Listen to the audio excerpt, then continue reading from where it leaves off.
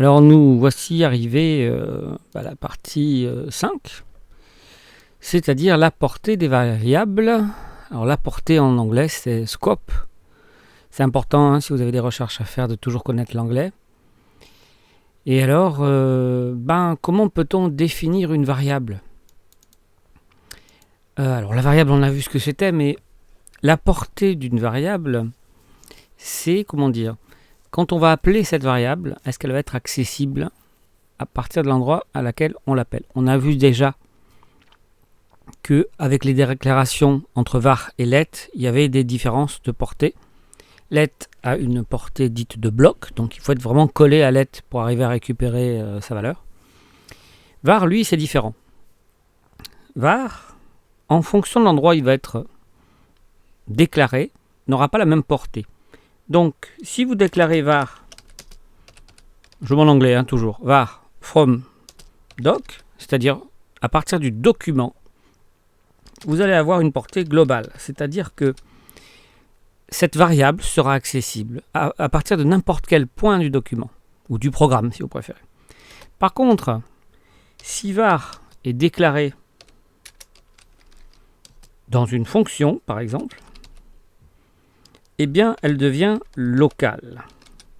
C'est-à-dire que cette variable déclarée dans la fonction ne sera accessible que dans la fonction, et pas depuis le document, c'est-à-dire d'autres endroits du programme.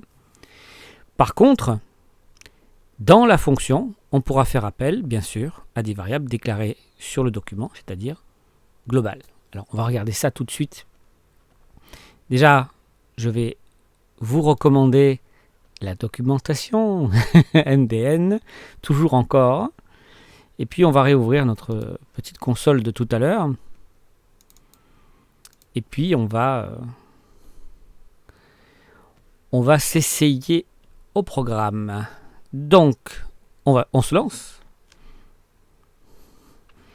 On va partir sur une variable qu'on va appeler originalement ma variable, n'est-ce pas? Je crois que c'est l'exemple francophone le plus répandu sur Internet. Donc, égal soleil. Moi, je suis dans le sud, alors tout va bien. Voilà. Alors, cette variable-là, ma variable, et elle est déclarée à la base du document, hein, on est d'accord. Et on lui a affecté la valeur soleil, donc la chaîne de caractères soleil. Donc elle est globale. Voilà, on va le préciser. Voilà, elle est globale. C'est-à-dire qu'on pourra l'appeler de n'importe où. Voilà. Et puis maintenant, on va se faire une petite fonction. Hein. Donc c'est facile en JavaScript. Hein. On va faire une fonction comme ça, c'est bien. Fonction ciel. Voilà.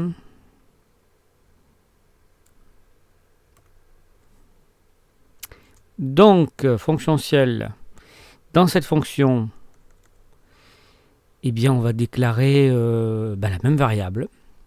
On va la copier, hein, ça ira plus vite.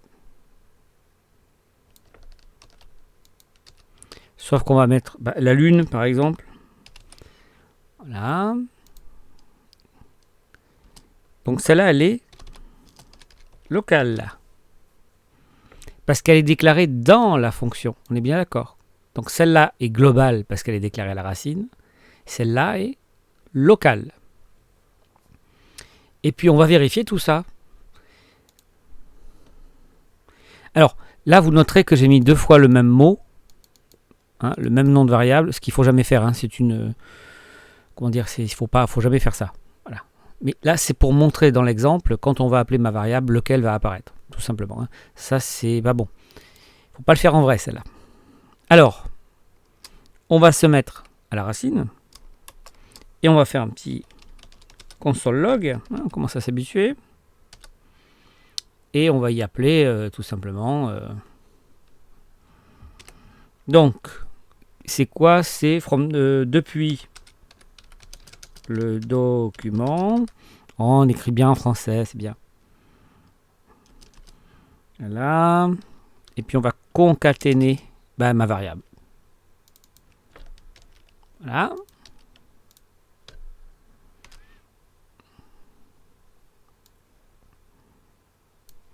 Et puis on va mettre la même chose, mais à l'intérieur de notre fonction. On va décrocher un peu la première, la séparer. Voilà. Et par contre, on va dire depuis la fonction.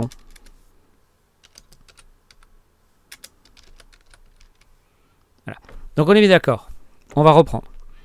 Je déclare ma variable à partir du document. Donc je suis au début, à la racine. Bon. Donc, à cette variable, j'affecte la chaîne de caractères soleil, le mot soleil. Donc là, a priori, cette variable-là est globale. Elle est déclarée à la racine. Bon. Ensuite, je crée ma petite fonction ciel. Et cette fonction, je déclare le même nom de variable. C'est pour le test, on est bien d'accord, c'est une mauvaise pratique. À laquelle j'affecte une autre valeur, celle de lune, on ne pourra pas se tromper, lune soleil. Et celle-là, donc, logiquement, elle est locale. Et donc, on va le confirmer. On a mis des console log depuis la fonction. Et puis, on a mis un console à l'extérieur de la fonction depuis le document. C'est parti. Alors, qu'est-ce qui se passe? Il n'y en a qu'un qui apparaît. Alors, c'est un peu logique. Hein. Depuis le document soleil. Donc, ça, c'est bon. Depuis le document, eh bien, depuis le document, on récupère la globale. Elle est ici. Il n'y a pas de souci. Par contre, on aimerait bien savoir ce que récupère celle qui est dans la fonction. Alors pour ça, c'est simple. Hein. Il suffit d'activer la fonction. Voilà. Donc on l'appelle et c'est parti. Et donc depuis la fonction, c'est bien la lune. On est bien d'accord. Donc on voit bien que celle-ci est locale, celle qui est dans la fonction, et celle qui est à la racine, elle est globale. Voilà. Tout simplement. C'est une notion de portée qu'il ne faut vraiment pas négliger. On va regarder, on va vérifier aussi la différence de portée entre var et let. Alors par exemple, on va faire, je sais pas moi, if true. Donc si c'est bon.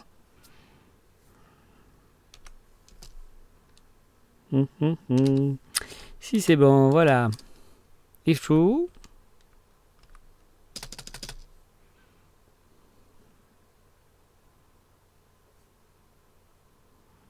Var. Donc on fait le premier test avec var x égale 5. En fait, c'est l'exemple de... Je reprends l'exemple de MDN, en fait, hein, tout simplement ici. Et donc, on va faire un console log.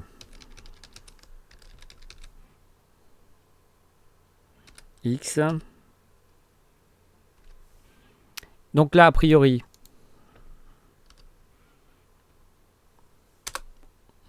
Ah!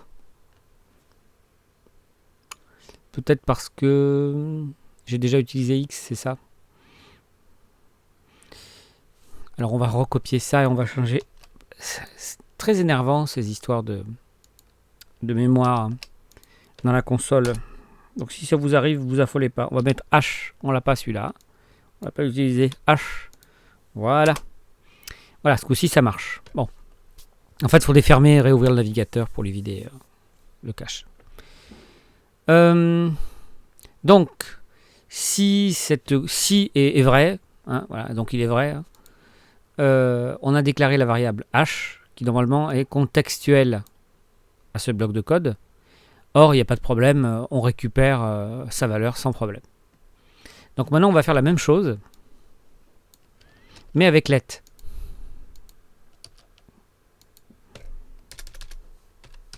Donc on va utiliser let. Variable P, hein, on ne va pas se refaire les mêmes erreurs chaque fois. À propos du cache. Voilà. Alors vous voyez, j'ai pas fini. J'ai pas envoyé le code que déjà, il me fait un avertissement sur la référence erreur. D'ailleurs, il fait n'importe quoi là, mais bon, c'est pas grave. Voilà. Référence erreur. P is not defined. Pourquoi, à votre avis? Ben parce que console log est en dehors du bloc que constitue le condition if. Let n'est valable que dans ce bloc. La preuve, c'est que si je copie ça,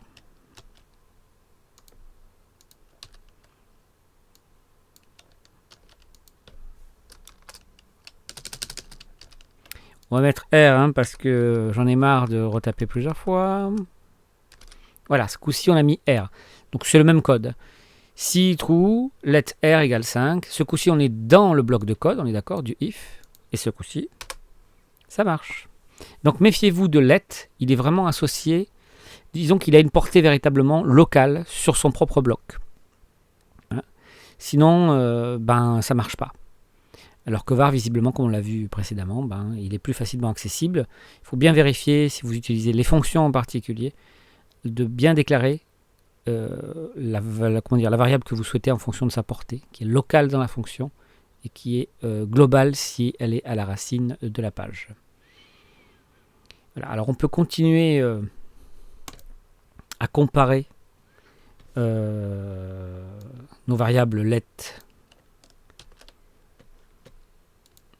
Par exemple, voilà, on va lire plus vite en copier-collant. Dans ce cas-ci, on a une boucle. Et donc, on a une petite boucle qui est formée d'un for. Dans le for, on déclare let i.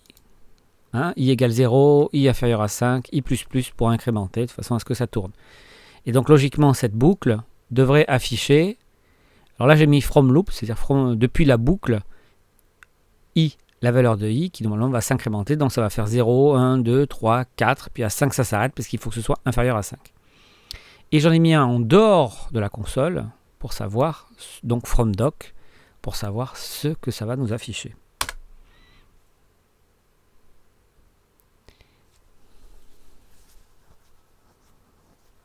Alors, il y a deux choses. Parce qu'en fait, on voit d'abord l'erreur, et donc il ne faut pas se fier à l'erreur. La première chose, on va la voir après. On a from loop, parce que le premier c'est celui-là, from loop. Il compte bien 0, 1, 2, 3, 4. Arrivé à 5, il s'arrête, puisqu'il faut que i, la valeur de i, soit inférieure à 5. Donc il s'arrête. Donc la boucle marche, pas de problème. Ça marche. Le let est déclaré ici, le bloc de code est là. Pour let, tout marche. Par contre, pour le console log qui est à l'extérieur, qui fait référence à i, c'est une erreur, référence error, i, it's not defined. Let n'existe plus dans cette zone-là. On est en l'extérieur du bloc, et donc, ça ne marche plus. Tout simplement. Donc, dans ce cas-là, si vous voulez récupérer le i, la valeur du i, à l'extérieur de la boucle, il faut utiliser un var. Donc, on va essayer ça tout de suite.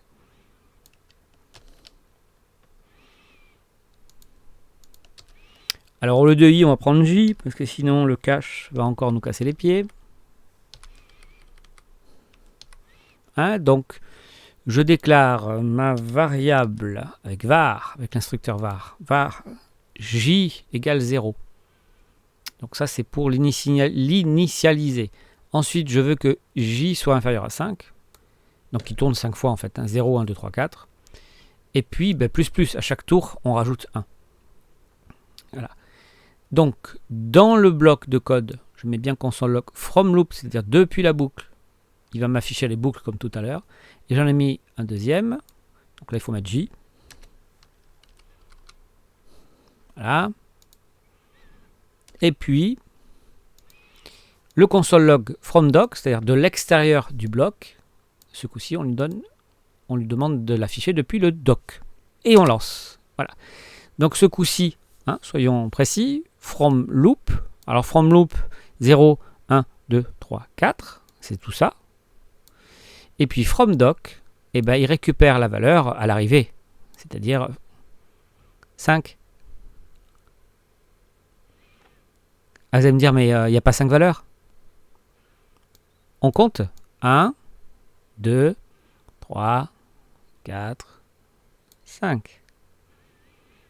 C'est bon? Ok. Donc, J'espère que c'est clair ça. La différence entre let et var, c'est-à-dire que la portée est vraiment une chose importante. C'est pas tout à fait pareil. Let, c'est vraiment lié à son bloc de code à lui. Voilà. Dans le doute, faites toujours des tests si vous utilisez let ou si vous utilisez let exprès justement pour pas qu'on puisse attraper cette variable à l'extérieur dans le programme, ça peut être pas mal. Voilà. Et puis autre chose, alors là on va le voir un petit peu autrement, dans un autre cas de figure. Donc là, je pars d'une fonction. Et à l'intérieur d'une fonction, je vais déclarer ma variable. Alors je le fais d'abord avec let, pour voir ce que ça donne. Et après, je le ferai avec var. Donc, dans le premier cas, on veut vérifier que let fonctionne bien à l'intérieur d'une fonction, c'est-à-dire de façon locale. Donc on lance, et donc là je lance ma fonction. Hein. Voilà.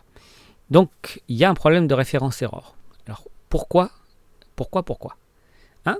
Qu'est-ce qu'il dit? Référence error, can't access lexical declaration lm before initialization.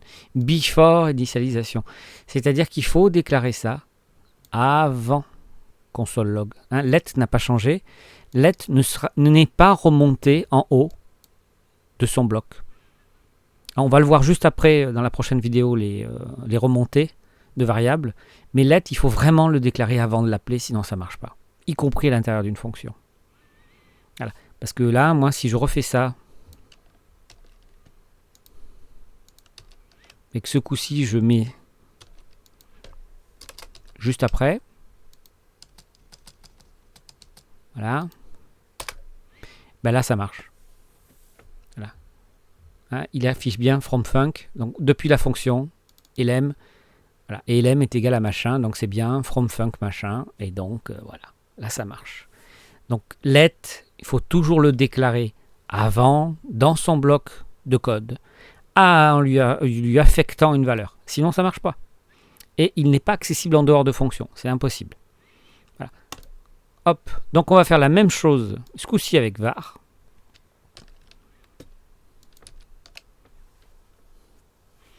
On va changer un peu le nom.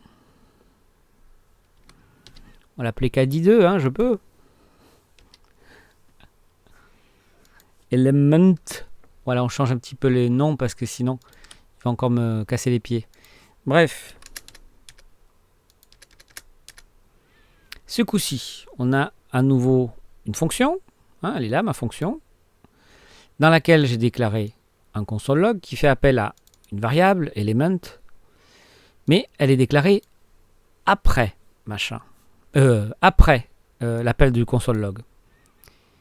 Et donc, c'est une variable avec une affectation de variable. Bon, bref, je lance la bête. Alors, ce coup-ci, qu'est-ce qu'il me dit? Quelque chose qu'on attendait. From func undefined. Pourquoi? Pourquoi? Tout simplement, je vais vous montrer ça. Normalement, var devrait fonctionner puisqu'il est local. Sauf que var est remonté, on va le voir maintenant, là, juste après. Et quand il est remonté, sa valeur par défaut est indéfinie. Je vais vous montrer ça. On efface. Dans ce cas-là, on dirait que ça ressemble à let. Voilà, et là ça marche. From func machin. Mais en réalité, on va effacer. JavaScript ne l'interprète pas comme c'est écrit. En fait, ce que fait JavaScript, c'est très simple. Quand vous déclarez après l'appel, il remonte la variable en haut. Il fait var lm. Voilà. Comme ça. Là, il faut l'enlever parce qu'il est déjà déclaré. Et c'est comme ça que JavaScript lit votre code. Quand vous déclarez var après, un var tardif. Du coup, là, on voit bien que var lm, il est indéfini, il n'a pas encore d'affectation. Et après l'appel, on lui fait une affectation qui ne sera pas remontée. undefined. Ça veut dire que dans un contexte local, les déclarations tardives ne remontent pas comme dans un contexte global. Donc, soyez attentifs. Si vous avez aimé, mettez un pouce bleu, partagez, commentez, mais surtout abonnez-vous. Vous serez alerté des nouveautés et quand il y aura assez d'abonnés, il y aura des bonus.